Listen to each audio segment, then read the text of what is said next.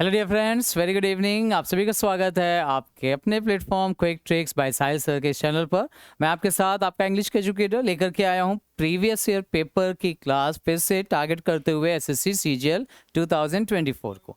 दो previous year paper, एक mock test. तो लास्ट सेशन मॉक टेस्ट का हुआ था, आज फिर से प्रीवियस ईयर पेपर की बात करेंगे। 2023 के पेपर्स आपसे डिस्कशन हो गए हैं।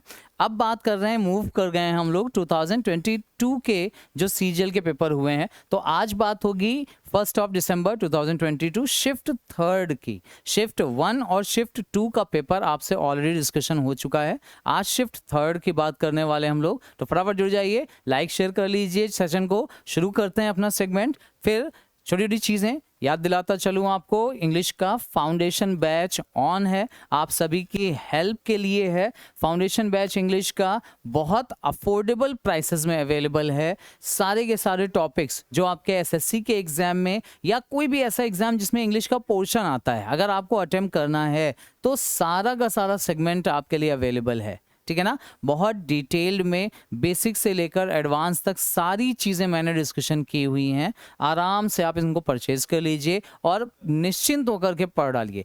एक बार की बस केवल प्रैक्टिस की ज़रूरत है। सारे के सारे टॉपिक्स आपके 1 बाय 1 अपने आप कवर्ड हो जाएंगे। Quick tricks by Sahil sir, ये एप्लीकेशन डाउनलोड कर लीजिए प्ले स्टोर से और कोर्सेज माई कोर्सेज में जाकर के आप अवेल कर सकते हैं जो भी बैचेस अवेलेबल है हमारे। ठीक है ना। तो याद रखिएगा, फाउंडेशन बैचेस में टॉपिक्स आप आसानी से कवर कर सकते हैं। बिल्कुल बेसिक से एडवांस तक हर टॉपिक डिटेल में, बिल्कुल ईजी मैनर में। बुक की लैंग्वेज आपके लिए जो टिपिकल होती रही अभी तक, ये कभी समझ में नहीं आया कॉन्सेप्ट, वो सारी चीज़ें एक एक टॉपिक बहुत डिटेल में और अच्छे लेवल तक डिस्कस किया है, एकदम बेसिक से शुरू करके हाईएस्ट लेवल तक। ठीक है ना। तो ये बैच आपके लिए अवेलेबल है। और प्रैक्टिस के लिए अगर चाहिए तो target batch, mock paper, practice, quick revision, सारी चीज़ें अवेलेबल हैं। कंबाइंड बैच भी अगर आप चाहते हैं, मैथ्स, रीजनिंग, इंग्लिश और जीके का कंबाइंड बैच, तो भी अवेलेबल है ये। Again quick tricks by Sahil sir, इस एप्लीकेशन पे आपको जाना है, प्ले स्टोर से डाउनलोड कर लीजिए, माई कोर्सेज में जाके आराम से अवेल कर लीजिए, फ़ायदा मिलेगा आपको इसका। ठीक है ना। चलिए अब आ जाते हैं वापस से अपने सेशन पे। अब ध्यान रखना, सेशन की जब मैं बात करता हूँ तो तरीका क्या है, कैसे आपको एग्जाम में चीज़ें अटेम्प्ट करनी है, उसे टारगेट करना है। ध्यान से समझना। सबसे पहला काम, क्वेश्चन देखिएगा, क्या पूछा गया है उसको स्पेशली ध्यान दीजिएगा। फिर सेंटेंस में चीज़ें आई हैं या फिर डायरेक्टली वर्ड के फॉर्म में पूछा गया, जैसे वोकैब का क्वेश्चन है, ठीक है ना, ये सेंटेंस के फॉर्म में। बट कई बार सीधे वर्ड दे करके आपसे सिनोनिम या एंटोनिम पूछ लेते हैं, वो चीज़ें मार्क करिएगा। उसके बाद में पहले डिसाइड करना अपना आंसर, फिर ऑप्शंस पे जाना। मतलब डिसाइड करने का मतलब ये है कि एंटोनिम देखना है कि सिनोनिम देखना है। प्लीज़, कई बार एंटोनिम के क्वेश्चन सिर्फ इसलिए गलत हो जाते हैं कि हमसे पूछा एंटोनिम जाता है और जल्दीबाजी में हम सिनोनिम का आंसर टिक करके चले आते हैं। ये छोटी छोटी गलतियां आपको अवॉइड करनी है। वैसे ही यहाँ पर डिस्कशन करेंगे जैसे एग्जाम में चीज़ों को अटेम्प्ट करना है। ठीक है ना। तो ज़्यादा टाइम नहीं वेस्ट करना है, बस कोशिश ये करना कि भाई ठीक है, अभी एग्जामिनेशन हॉल में तो हम लोग नहीं है, तैयारी उसी के लिए ऑब्वियसली कर रहे हैं। तो जो वर्ड्स पता हैं अच्छी बात है, जो नहीं पता है उन्हें भी आप साथ में सीखते चलेंगे। ठीक है ना। तो देखिए, पहला क्वेश्चन ही पूछा गया एंटोनिम का। द टीचर आस्क्ड, क्या पूछा टीचर ने, what is grown in which kind of land. क्या चीज किस तरह की जमीन में अच्छे से पैदा होती है। रिच मतलब रिच लैंड में क्या चीज अच्छे से पैदा होती है। अच्छा, व्हीट, गेहूं पूछ रहे हैं, गेहूं कौन सी मिट्टी में अच्छा पैदा होता है। ठीक है ना। रिच, वेट गीली जमीन में, बैरन का मतलब होता है बंजर, और फेकेंड, अच्छा ये फेकेंड जो वर्ड होता है ना, ये भी फर्टाइल, यहां जो वर्ड दिया हुआ है फर्टाइल, इसका सिनोनिम होता है उपजना। फर्टाइल का मतलब होता है उपज, वो चीज जो उपजा सके, जमीन जब उपज दे सके, ठीक है ना, उसके लिए यूज किया जाता है फर्टाइल वर्ड। फर्टाइल का मतलब होता है कुछ पैदा करने वाला। ठीक है ना। तो पूछा ही क्या गया, antonym of the word fertile. अब फर्टाइल का ये सेकंड जो वर्ड है ये तो सिनोनिम हो गया, तो ये तो आंसर सही नहीं होगा, है ना। रिच भी नहीं होगा, क्योंकि फर्टाइल का मतलब होता है वो चीजें जो बहुत उपजाऊ हैं, उपजाऊ, पैदा करने वाली, ठीक है ना। तो इसका अपोजिट जो होता है वो होता है बैरन। बैरन का मतलब होता है बंजर, not fertile, not able to fertile लिख सकते हैं या नॉट फर्टाइल लिख सकते हैं। और बहुत बार पूछा गया है फर्टाइल वर्ड और बैरन वर्ड, ठीक है ना। तो करेक्ट आंसर होगा क्वेश्चन 1 का option number 3। Wait I am sure पता है, रिच पता है, सेकंड शायद एक वर्ड नहीं पता था तो वो यहाँ पर डिस्कस कर लिया है। इसका मतलब भी फर्टाइल या एक्सट्रीमली फर्टाइल होता है। कोई भी चीज़ जो पैदा कर सके और जल्दी से अच्छे से पैदा कर सके उसके लिए आता है, ठीक है ना। चलो अभी यूज करते हैं क्वेश्चन नंबर 2 पे हम लोग मूव करते हैं फटाफट। क्या दिया है क्वेश्चन नंबर 2 में? Select the correct passive form of the given sentence. मतलब एक सेंटेंस दिया उसका पैसिव फॉर्म आपसे पूछा है। अब अगेन इस क्वेश्चन को देख के बहुत खुशी मिलनी चाहिए आपको एग्जाम में अगर आपने तैयारी अच्छे से करी है, क्योंकि पैसिव का क्वेश्चन एक ऐसा क्वेश्चन होता है, एक्टिव से पैसिव, पैसिव से एक्टिव दोनों की बात कर रहा हूँ, जिसमें आपका टाइम कम वेस्ट होता है और एक्यूरेसी के साथ आंसर आता है। मतलब 100% श्योरिटी के साथ आंसर आएगा आपका। The manager explain the latest assignment to Lana, ठीक है ना। ये है हमारा सेंटेंस जिसको पैसे में चेंज करना है। अब तरीका मैंने क्या बताया था, देखो अगर आपने फाउंडेशन बैच ज्वाइन किया है तो 2 सेकंड का आंसर है आपके लिए, नहीं किया है तो भी मैं तरीका बता देता हूँ। हालांकि अगर आप डिटेल में सीखना चाहते हो ये चीज़ें तो प्लीज़ फाउंडेशन बैच ज्वाइन करिए, बहुत बेनिफिशियल है आपके लिए वो, ठीक है ना। सिर्फ इसलिए नहीं बोल रहा हूँ यार क्योंकि बस आपको बेचना है, बल्कि इसलिए इम्पॉर्टेंट है क्योंकि आपके लिए हेल्पफुल है। वहाँ पे बहुत सी ऐसी चीज़ें हैं जो बड़ा काम की हैं आपके लिए, ठीक है ना। एक बार देख लीजिएगा, डेमो ऑब्वियसली अवेलेबल है उस पर भी। द मैनेजर एक्सप्लेन्ड, अभी एक्सप्लेन्ड यहाँ वर्ब की सेकंड फॉर्म है, और जब सेंटेंस में वर्ब की सेकंड फॉर्म आती है और उसका पैसे बनाना होता है तो वहाँ बी की भी सेकंड फॉर्म आती है। सेकंड फॉर्म आएगी बी की, और बी की सेकंड फॉर्म क्या होती है ये भी मैंने पढ़ाया है, ये होती है वॉज या वर। यानी वॉज वर हर हाल में सेंटेंस में आएगा और उसके बाद वर्ब की थर्ड फॉर्म आएगी। ढूंढो वॉज वर कहाँ है। देखो यहाँ वॉज दिख रहा है, यहाँ हैड आया, यहाँ हैड आया, यहाँ हैड आया, और ये तीनों हैड वाले ऑप्शंस तुरंत एलिमिनेट कर दीजिए, खत्म हो गया, आ गया सही answer. Option number first should be the correct answer. Question number 2 option number first. Question number 3 देख लीजिए, most appropriate synonym of the given word. अब सिनोनिम पूछा गया है, मतलब वर्ड पे जाइए उससे पहले ही देख लीजिए कि पूछा क्या गया। नोटिफिकेशन हमेशा इंपॉर्टेंट है। सिनोनिम पूछा गया एंड ट्रांसिएंट, अरे बाप रे, ट्रांसिएंट मतलब मुझे लग रहा है कि जब से मैंने आपसे डिस्कशन प्रीवियस पेपर पे करना शुरू हुआ है, मॉक के थ्रू करना शुरू किया है, तब से ये वर्ड शायद तीसरी या चौथी बार दिख रहा है। अगर एग्जैक्टली आप गिनोगे ना तो बहुत बार यूज हुआ है, तो मैं चाहूंगा कि इसे आप मोस्ट इंपॉर्टेंट में टिक करो। मतलब इतनी ज्यादा बार डिस्कशन हुआ है ना ट्रांसिएंट। अब ट्रांसिएंट का मतलब क्या होता है? समय के साथ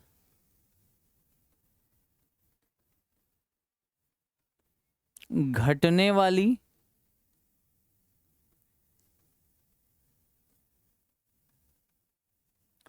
कम होने वाली या नष्ट होने वाली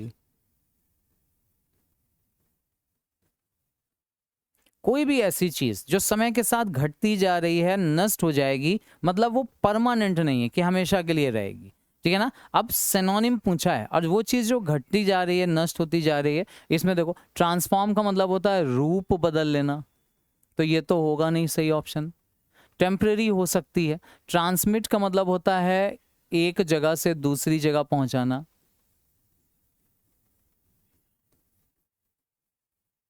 एक जगह से दूसरी जगह शिफ्ट करना,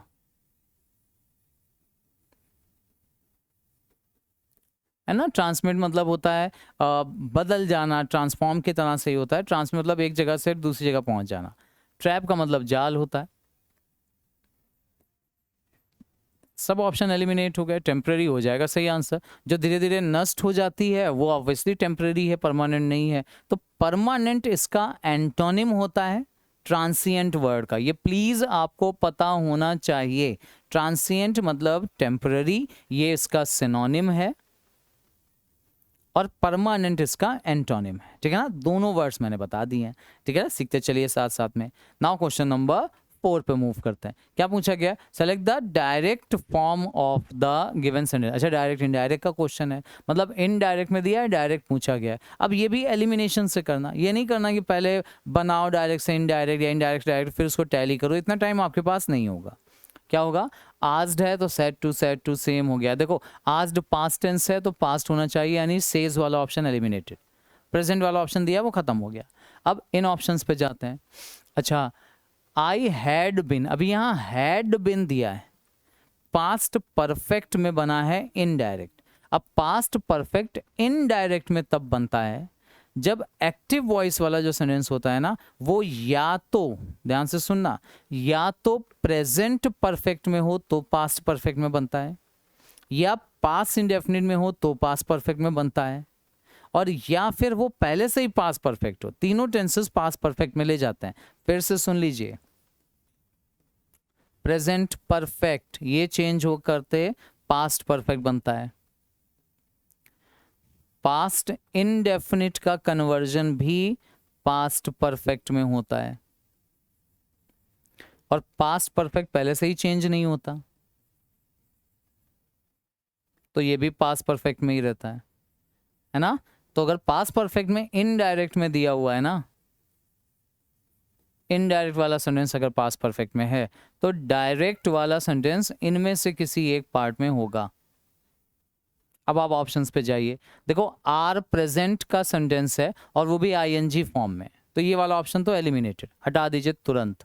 ये आपके माइंड में वहां पे चलना चाहिए, इसको आप लिखने विखने की जरूरत नहीं है, आपको वहां नोट मत करने लगना। यहाँ भी देखो आईएनजी फॉर्म है तो ये तो पहले एलिमिनेटेड है। अच्छा, वाई यू स्मोक, ये पास्ट इंडेफिनिट है, ये वाला ऑप्शन। वर यू स्मोकिंग, फिर देखो आईएनजी दिया हुआ, ये भी eliminated. Third should be the correct answer. सीधा पास्ट इंडेफिनिट ये वाला रूल लगाया गया यहाँ पर, ठीक है ना। कैसे, ये देख लो। अच्छा एक मिनट, ये हैड बीन स्मोकिंग दिया है यार, पूरा टेंस तो पढ़ ही नहीं रहे हैं।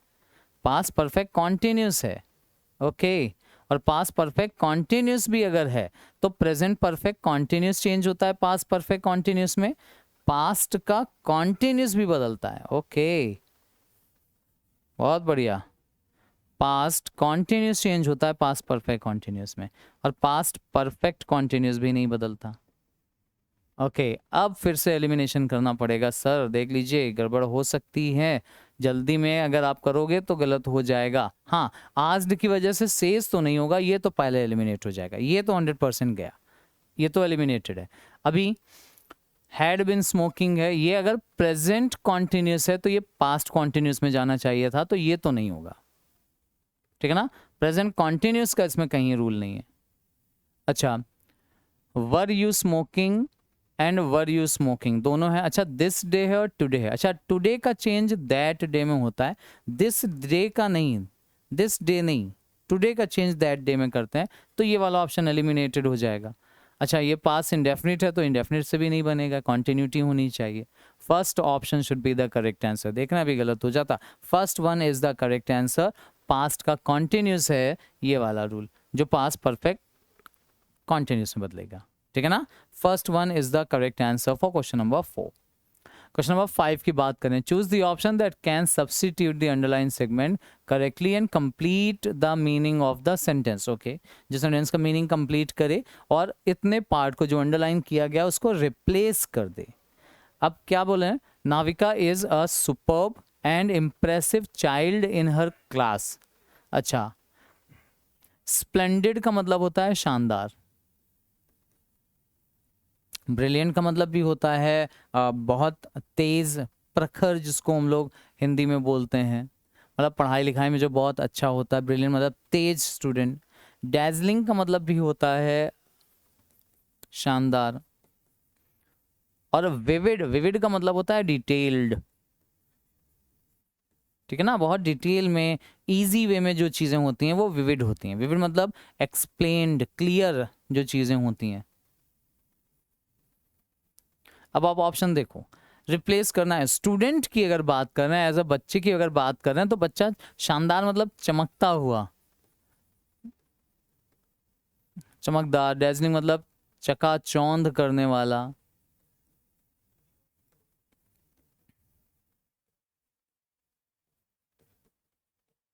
है ना, आश्चर्यचकित कर देने वाला, वो वाले ऑप्शंस यहाँ पे नहीं होंगे। विविड भी नहीं होगा सही आंसर, ओह सॉरी स्प्लेंडेड भी नहीं होगा। Brilliant should be the correct answer, second one is the correct answer. कोशिश करना कि मेरे आंसर से पहले आपका आंसर आ जाए, टैली बस करना रह जाए आपको केवल, ठीक है। हाँ, तो ये होगा सही आंसर, ब्रिलियंट, सेकेंड वाला सही आंसर होगा। Now question number 6, select the most appropriate antonym of the given word. Antonym चाहिए, अपोजिट वर्ड। कैजुअल और spiritual, personal, formal and traditional. अच्छा, अब आप कैजुअल अगर आपने ड्रेसेस के रेफरेंस में पढ़ा है, कैजुअल ड्रेसेस मतलब होता है not occasionally, not according to occasion,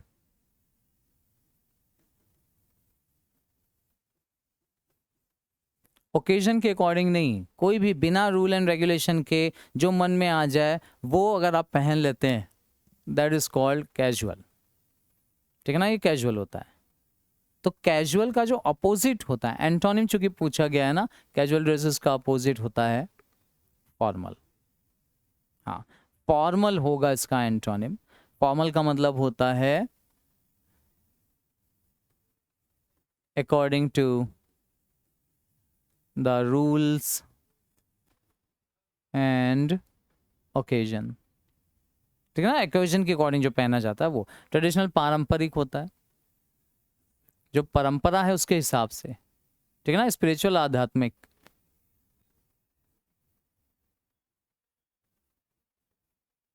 आध्यात्मिक से पर्सनल मतलब व्यक्तिगत।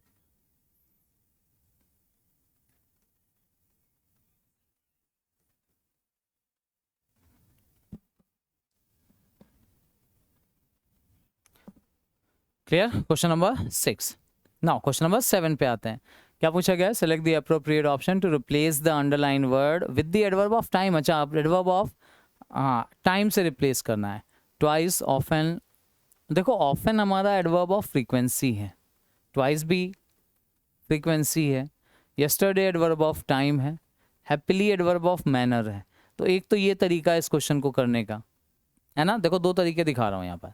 एक तो पता होना चाहिए, लेकिन ऑब्वियसली अगर ये भी नहीं आप पहचान पाते हैं कि कैसे एडवर्ब ऑफ फ्रीक्वेंसी है, कैसे टाइम है, कैसे मैनर है, फिर आपको वही रिकमेंड करूँगा। घूम फिर के वापस चीज़ें पहुँचनी वही है, ठीक है ना। हाँ, मतलब फाउंडेशन क्लास, फाउंडेशन क्लासेस में मैंने सब एक्सप्लेन किया हुआ है। फ्रीक्वेंसी क्या होता है, टाइम क्या है, मैनर क्या है, प्लेस क्या होता है, कई सारे एडवर्ब के टाइप्स डिस्कस किए। तो एक तो ये तरीका है, एडवर्ब ऑफ टाइम चाहिए था, ये हो गया सही आंसर। दूसरा ये देखो, वेंट बताता है कि बात पास्ट की कर रहे हैं, तो पास्ट से भी आप पहचान सकते हो, यस्टरडे हो सकता है। हैप्पीली का पास्ट से तो लेना देना नहीं है, है ना, टाइम की बात करनी है तो यस्टरडे होगा हमारा सही time. Third one should be the correct answer question number 7 का। 8 देख लीजिए। हाँ, यस्टरडे, हैप्पीली, ठीक है। Select the option that can be used as a one word substitution. Okay, feeling or showing extreme tiredness. Extreme, बहुत ज़्यादा थकावट को रिप्रेजेंट करने वाला ऑप्शन कौन सा है इनमें से? अब ये दिया है वाइटलाइज्ड, नर्वस, वेरी, ड्राउजी। ड्राउजी देखो होता है नींद लाने वाला,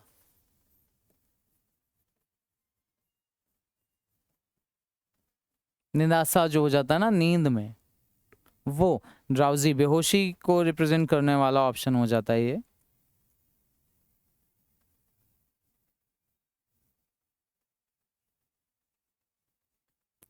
हाँ, बाकी ऑप्शंस आप एक बार देख लो।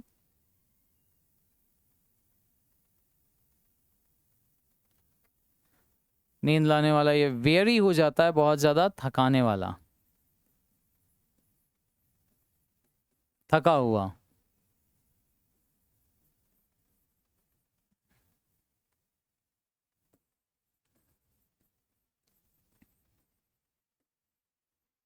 है ना, ड्राउजी नींद में। अच्छा, नर्वस परेशान, और वाइटलाइज मतलब इंपॉर्टेंट, ज़रूरी, ठीक है ना। तो करेक्ट ऑप्शन चूंकि हमें यहाँ पे टायर्डनेस वर्ड दिया ही हुआ है, इसलिए वन वर्ड सब्स्टिट्यूशन में जो आएगा सही आंसर वो होगा option number third. Third should be the correct answer, ठीक है। चलिए question number 10। Question number 8 I think missing हो गया है। चलिए कोई इश्यूज़ नहीं है, बाकी कर लेते हैं, देख लेते हैं कौन सा होगा। मैं या तो लिख दूंगा आगे अभी, ठीक है ना, कोई टेंशन उसमें नहीं लेना। The question below consist set of label sentences out of 4 option given, select most logical order of the sentences. अच्छा, मतलब रीअरेंजमेंट का क्वेश्चन है। क्या देना है पी में? We are naturally social creature, हम नेचुरली सोशल क्रिएचर हैं। A bit of solitude as everyone from Thoreau to Proust have written about, अच्छा राइटर्स के नाम दिए, is one of our most powerful tools for disconnecting and recharging. This does not mean you need to lock yourself away in a room at the end of the day. However, all that time with people takes it toll. Okay.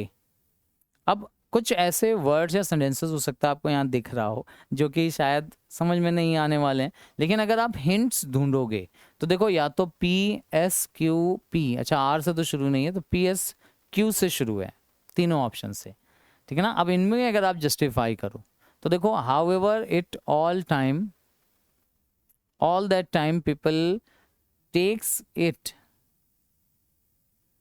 all the time with people takes its toll. Okay, a bit of solitude as everyone most powerful tool for disconnecting and recharging. अच्छा देखो, solitude मतलब होता है अकेले रहना,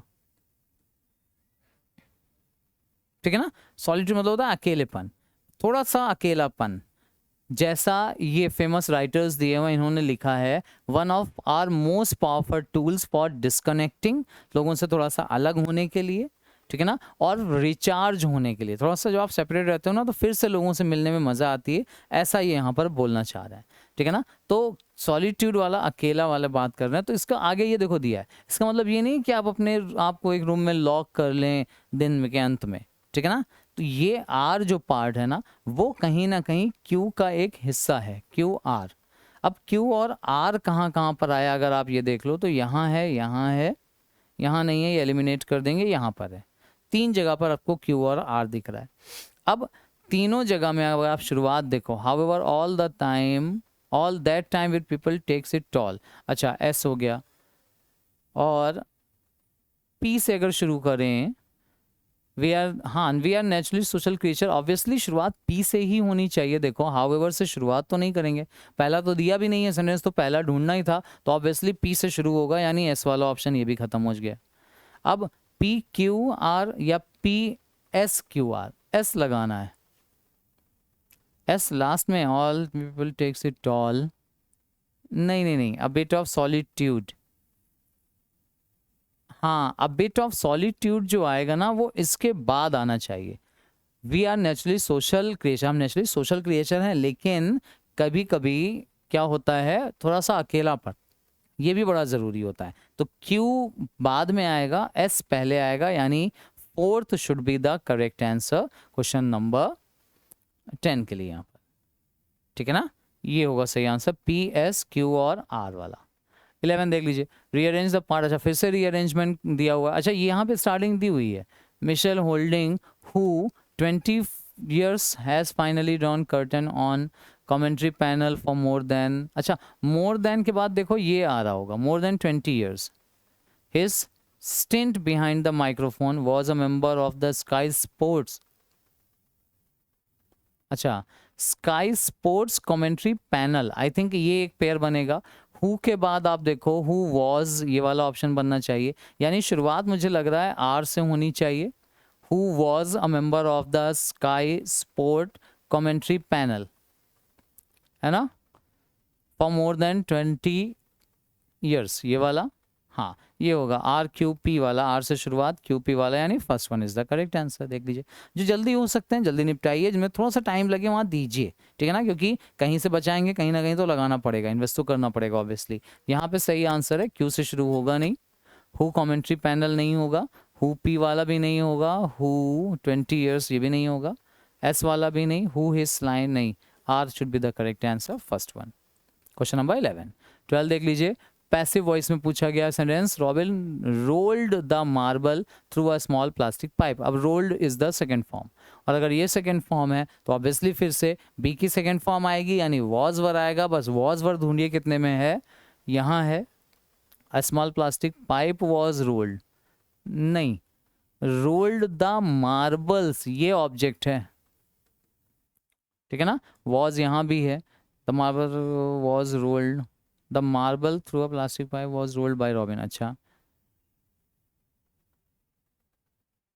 the marble was rolled by Robin in, नहीं इन की जरूरत नहीं, यहाँ थ्रू दिया हुआ है तो इन वाला ऑप्शन हटाइए, ये एलिमिनेटेड, ठीक है ना। Small plastic pipe was rolled, ये भी नहीं होगा, ये ऑप्शन हटा दीजिए, एलिमिनेटेड। फिर the marble was rolled through a small plastic pipe by Robin, the marble through,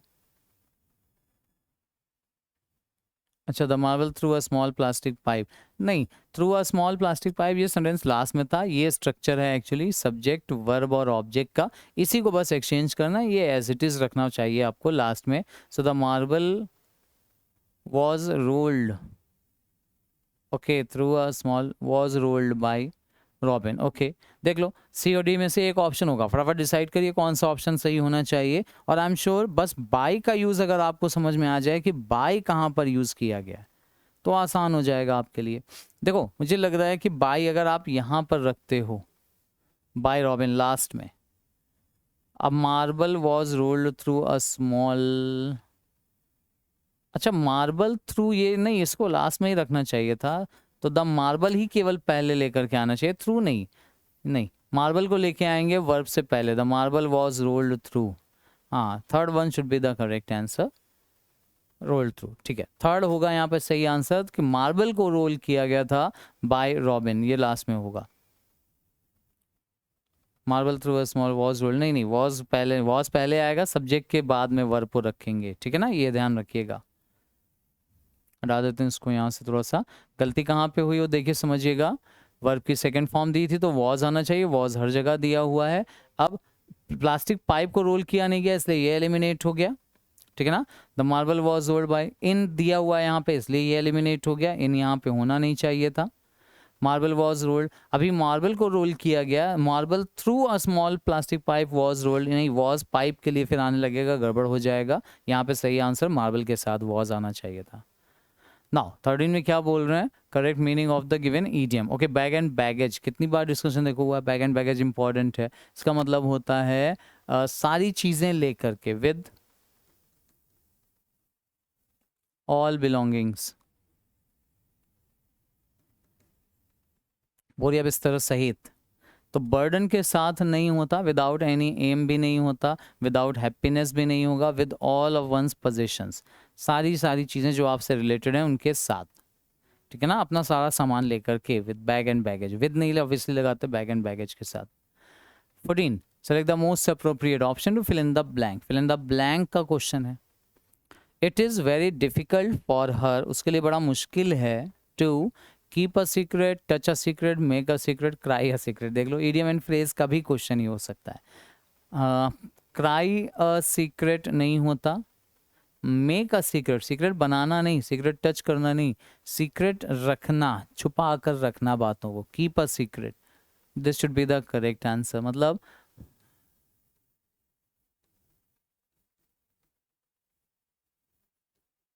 छुपा कर रखना या छुपाना।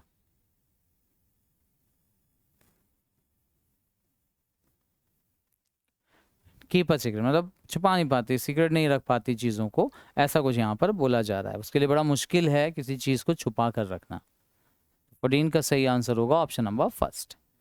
15 देख लीजिए, इनकरेक्टली स्पेल्ड वर्ड हमसे पूछा गया है, स्लॉटर, क्रॉपिंग, ओके, ट्रैफिकिंग है यहाँ पे, तो ट्रैफिक में आईएनजी देना चाहिए था, नहीं दिया, तो आई एम श्योर यही देख लो सही आंसर होगा, ट्रैफिकिंग में सही स्पेलिंग ट्रैफिकिंग होता है, आईएनजी होना चाहिए, है ना, ये तो बड़ा सिंपल सा क्वेश्चन दे दिया। स्लॉटर का आप जिनका मीनिंग नहीं पता है वो देख लीजिए, स्लॉटर का मतलब होता है काटना, मतलब किसी जानवर वगैरह को या इंसानों को काट डालना, ठीक है ना, चॉप करना उसको, हाँ काटना, इसके लिए जैसे बुचर्स होते हैं ना, कसाई लोग जो होते हैं, स्लॉटर मतलब मारना होता है, कत्ल करना, ये भी आप मीनिंग ले सकते हो, स्लॉटर का एक मतलब कत्ल करना। ठीक है। क्रॉपिंग मतलब होता है क्रॉप को पैदा करना, मतलब अनाज पैदा करना, उसके लिए यूज होता है ये।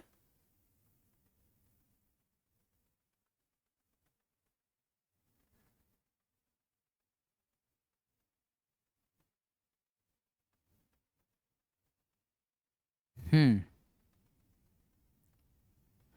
ठीक है ना। क्रॉपिंग, क्रॉपिंग मतलब होता है अनाज पैदा करना, अनाज पैदा करने के लिए आते हैं। टेक्निकल होता है गवर्नमेंट से रिलेटेड है, पावरफुल गवर्नमेंट उसके लिए यूज करते हैं।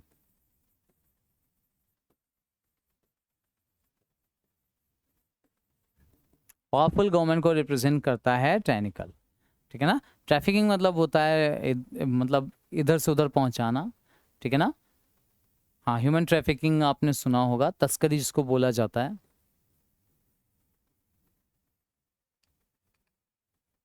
चलिए क्वेश्चन नंबर 16 की बात करते हैं। अंडरलाइन ईडियम यहाँ पे in cold blood, okay, he was murdered in cold blood, इसको सब्स्टिट्यूट करना है। इन कोल्ड ब्लड का मतलब ठंडे मौसम में किसी को मारना नहीं होता, डेलिबरेटली हो सकता है। When the blood was cold, अच्छा ये भी नहीं होगा।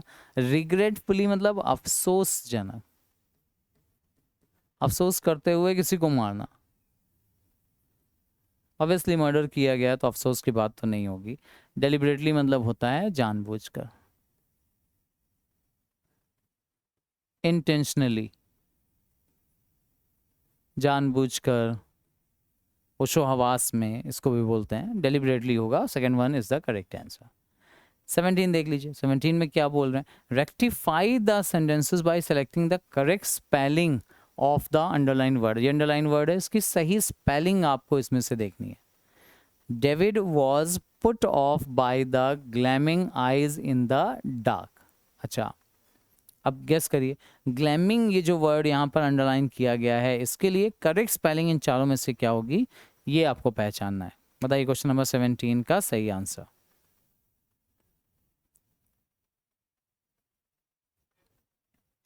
पुट ऑफ बाय ग्लीमिंग, हाँ। अब देखो सही जो वर्ड होता ना वो ग्लैमिंग नहीं होता। ऐसी आंखें जो अंधेरे में, ये वाला वर्ड ग्लीमिंग, GLEAMING, ग्लीमिंग होता है सही answer.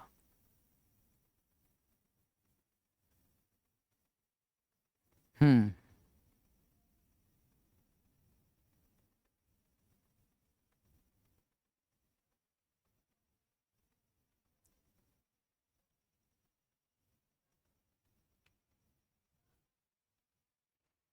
By the gleaming eyes in the dark, अंधेरे मतलब चकाचौंध हो गई उसकी आंखें एकदम से, उसके लिए आता है ग्लीमिंग। अंधेरे में अचानक से आंखों में रोशनी आ गई जो, उसके लिए। तो पुट ऑफ मतलब वही अंधा हो गया, दिखाई नहीं पड़ा उसका, ये सेंस यहाँ पर लिया जा रहा है। Third one should be the correct answer for question number 17। याद रखना ये सब बड़े इंपॉर्टेंट वर्ड हैं। ग्लैमिंग नहीं होता, ग्लीनिंग नहीं होता, ग्लीमिंग होता है, GLEAMING, ग्लीमिंग, ठीक है। ग्लैमिंग में सिंगल एम भी नहीं। अच्छा, the planets are around the sun, ये तो बच्चों वाला क्वेश्चन था, एकदम बिल्कुल बच्चों वाला क्वेश्चन था। यूनिवर्सल ट्रुथ के पार्ट पे आपने पढ़ा है, छोटे छोटे बच्चों की किताबों में पढ़ा है। द प्लैनेट्स आर, अब क्या होगा, रिवॉल्विंग, सर्कलिंग, रोटेटिंग, राउंडिंग। अब देखो राउंडिंग मतलब होता है घेराव करना,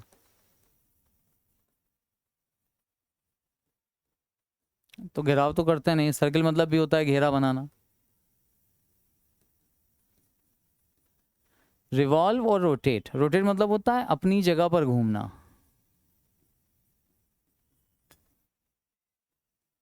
अपनी जगह या अक्ष पर घूमना। जैसे पृथ्वी अपने अक्ष पर घूम रही है तो वो रोटेट कर रही है। और चक्कर लगाना किसी का,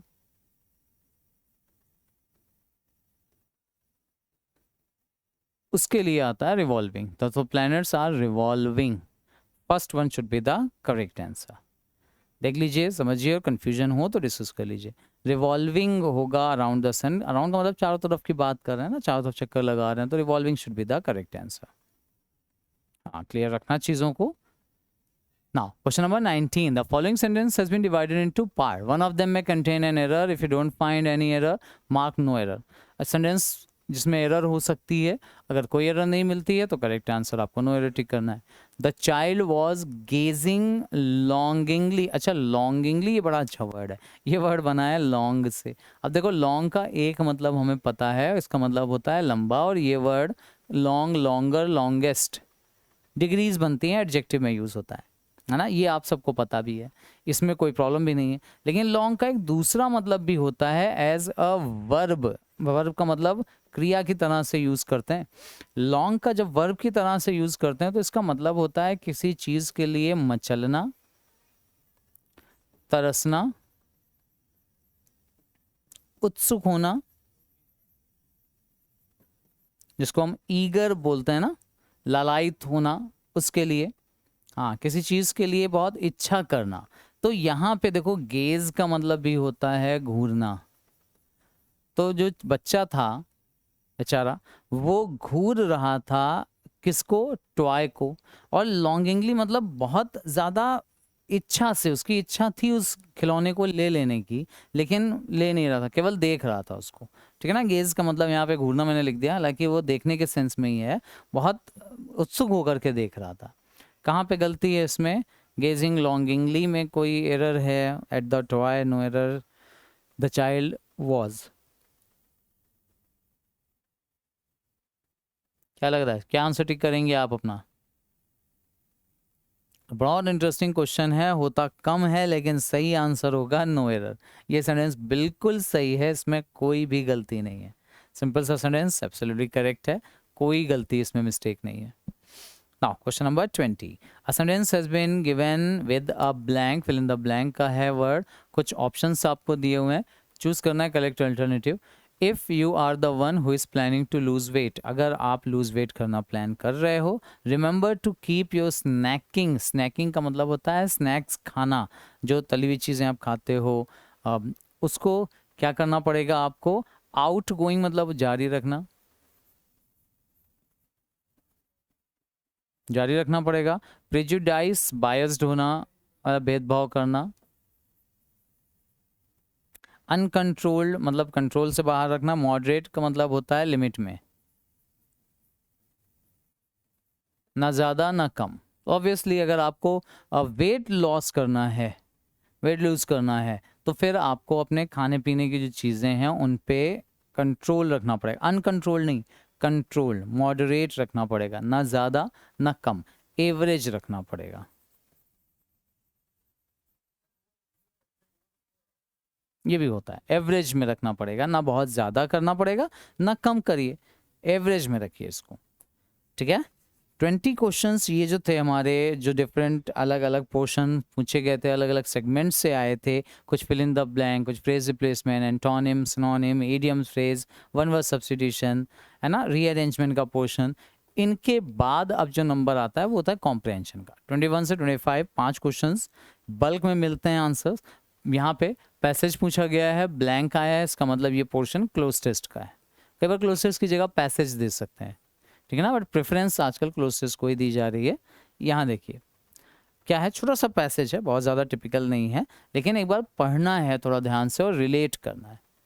if writers only dared to dare, अगर राइटर्स में हिम्मत करने की हिम्मत है, ठीक है ना, तो अ Suetonius और a Tacitus of the novel could exist. For the novel is, यहाँ पे for जो है वो because का सिनोनिम है, because the novel is, क्योंकि जो नॉवेल होता है वो क्या होता है, the history of manners. Manners मतलब होता है तौर तरीके जो हैं उनका इतिहास, ठीक है ना, the history of manners turned into a story and a play, जिसको टर्न कर दिया जाता है स्टोरी में, है ना, या फिर किसी नाटक में।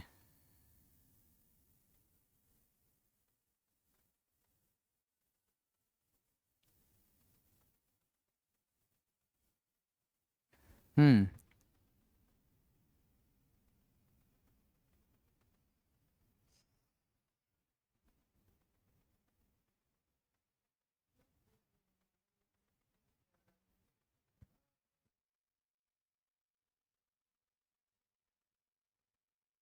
करिए, रिलेट करिए। The history of manners turn into a story and a play, as is history itself often enough. As is history often, अच्छा इनफ क्या आप काफ़ी मतलब ये पूछ रहे हैं। And there is no other blank लिखा है than this, then the one the novel cloaks it. अच्छा, क्लोक का मतलब होता है किसी भी चीज़ को छुपाना, यहाँ पे हाइड करने के सेंस में है। इट्स मैनर्स ब्लैंक लिखा है the disguise of invented characters while the others other story. History क्या करते हैं, अच्छा हिस्ट्री और ये जो नॉवेल्स हैं इनको ये कंपेयर कर रहे हैं यहाँ पर, ध्यान रखना। हाँ, names and addresses only the novel blank लिखा है मच डीपर देन हिस्ट्री, मतलब नॉवेल ही है जो हिस्ट्री से ज़्यादा डीप में जा सकती है। डिसाइड करिए, अगर कोई वर्ड डिसाइड कर पा रहे हो तो पहले वो मेंशन कर लीजिए, नहीं कर पा रहे हो तो अभी ऑब्वियसली ऑप्शंस आएंगे आपके सामने, उनके अकॉर्डिंग जस्टिफाई कर लेंगे हम।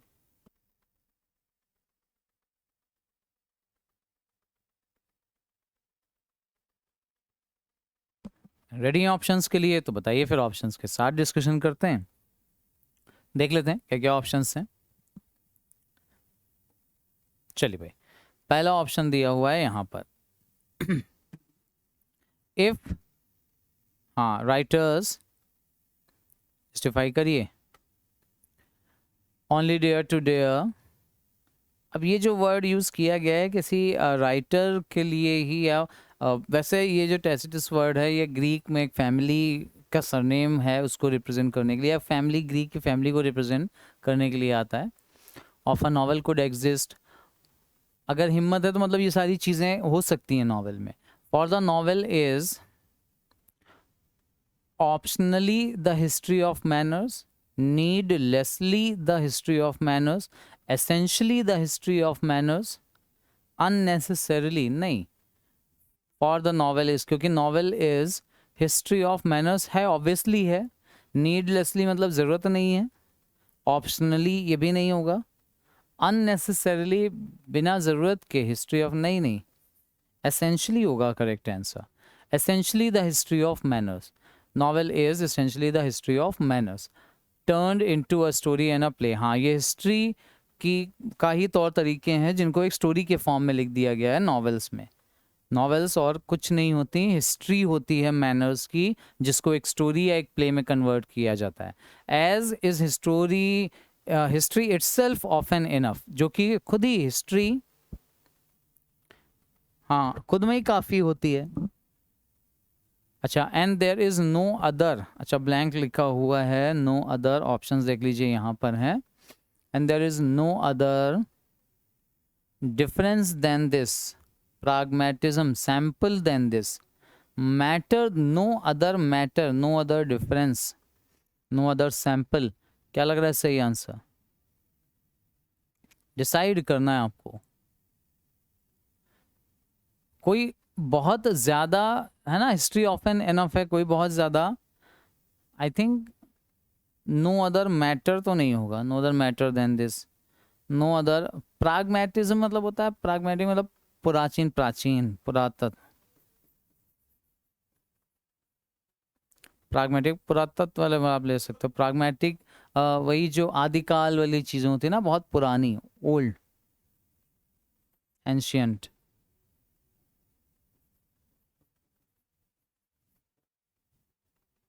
प्रागैतिहासिक, pragmatic. There is no other sample than this, नहीं सैंपल भी आई थिंक नहीं आएगा, प्राग्मेटिज्म भी नहीं है, डिफरेंस ही एक वर्ड सही लग रहा है। And there is no other difference than this, that the one, novel में कोई और डिफरेंस नहीं, केवल एक डिफरेंस के अलावा, the novel clock it's manners, okay while, देखो दोनों में कंपेयर कर रहे हैं इसलिए डिफरेंस बताया गया यहाँ पर। One the novel cloak its, क्या बोल रहे हैं, cloak its manner, disguise of invented character, अच्छा इन्वेंटेड कैरेक्टर के डिस्गाइज मतलब होता है भेस बदल लेना, उसके भेस बदलने में। Cloak its manner the disguise of, क्या लग रहा है सही आंसर? अभी मैं फिर से एक बार पैसेज को एक्सप्लेन कर दूंगा, आप टेंशन मत लीजिएगा। And there is no other difference than this, the cloak itself manner, disguise of invented, invented character के छुपे हुए रूप में, और उसमें आता है बिसाइड होगा नहीं, बगल में, अमंग बीच में भी नहीं होगा, अराउंड चारों तरफ भी नहीं होगा, अंडर द डिस्गाइज ऑफ, किसी चीज़ के नीचे कोई चीज़ छुपी हुई होती है ना, उसके लिए डिस्गाइज के साथ अंडर का यूज़ कर रहे हैं। अच्छा, while the other history names and addresses provides, negates, removes and strangulates. History क्या करती है? नेम एंड एड्रेसेस को रिमूव कर देती है, नहीं, निगेट करती है। ओके, स्ट्रैंगल मतलब होता है गला घोंटना, ठीक है ना, ये भी नहीं होगा। निगेट, निगेटिव इसी से बनता है, निगेट से ही निगेटिव मतलब माइनस, निगेटिव सेंस में जा रहे हैं, निगेटिव, निगेट कर देती है। नेम्स एंड एड्रेसेस नहीं, प्रोवाइड करती है। ओनली द नॉवेल, फिफ्थ वाला देख लीजिए, much deeper, the novel much deeper than history, history से ज़्यादा गहराई में, बार्गेन मतलब मोल भाव करता है, नहीं, गहराई में आप खोज छानबीन करते हैं, सुनते नहीं हैं। इम्बाइब का मतलब होता है इन्वॉल्व हो जाना, वो भी नहीं। प्रोब का मतलब होता है जांच।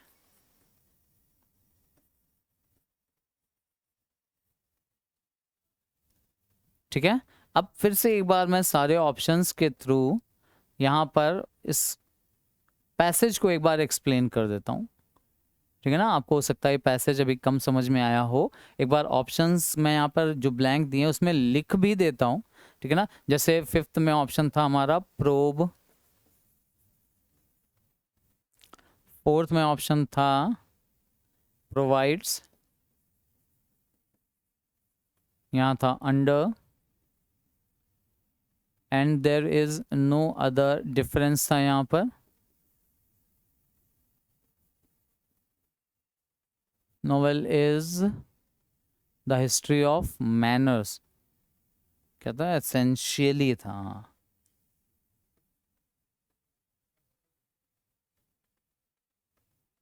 एसेंशियली, ऑप्शनली, हाँ ठीक है, एसेंशियली ही सही है, एसेंशियल से बनता है, एसेंशियली। अच्छा, अब अगर इस पैसेज को हम एक बार एक्सप्लेन करें, क्या चीज़ यहाँ पर आपको समझनी है, इसका जो मीनिंग है ध्यान से अगर आप देखोगे तो ये रिलेट किया गया है, यहाँ पर जो पैसेज आया है वो नॉवेल को हिस्ट्री से रिलेट कर रहे हैं कि नॉवेल और हिस्ट्री में क्या चीज़ें सिमिलर हैं और क्या चीज़ें अलग अलग हैं, ठीक है ना, इसके बारे में वो बात कर रहे हैं। तो ये आप अगर जस्टिफाई इसको करें,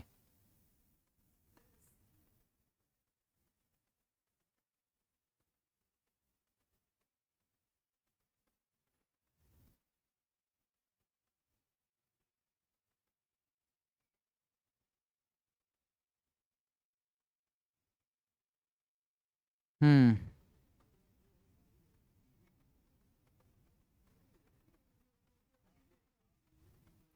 क्या बोल रहे हैं, देखो समझना ध्यान से, यहाँ पे बोला क्या जा रहा है कि अगर राइटर्स हिम्मत करें तो ये जो वर्ड्स दिए हुए हैं ऐसी चीज़ें भी एग्जिस्ट कर सकती हैं, ये जो टैसिटस है या फिर सुटोनियस है, ये सब चीज़ें एग्जिस्ट करती हैं, of A novel could exist for a novel, क्योंकि जो नॉवल है वो एसेंशियली हिस्ट्री ऑफ मैनर्स है, एक हिस्ट्री ऑफ मैनर है, तौर तरीकों का इतिहास है, turned into history and a play, जिसको एक प्ले, नाटक में या एक कहानी में बदल दिया गया है। As is history itself not enough, केवल इतिहास काफ़ी नहीं है, उसको नाटक के फॉर्म में जब रिप्रेजेंट कर दिया गया है, वो भी यहाँ पे ये नॉवल, अगर राइटर हिम्मत करें तो वो हिस्ट्री को नॉवल के फॉर्म में रिप्रेजेंट कर सकते हैं कहानी के तरीके से।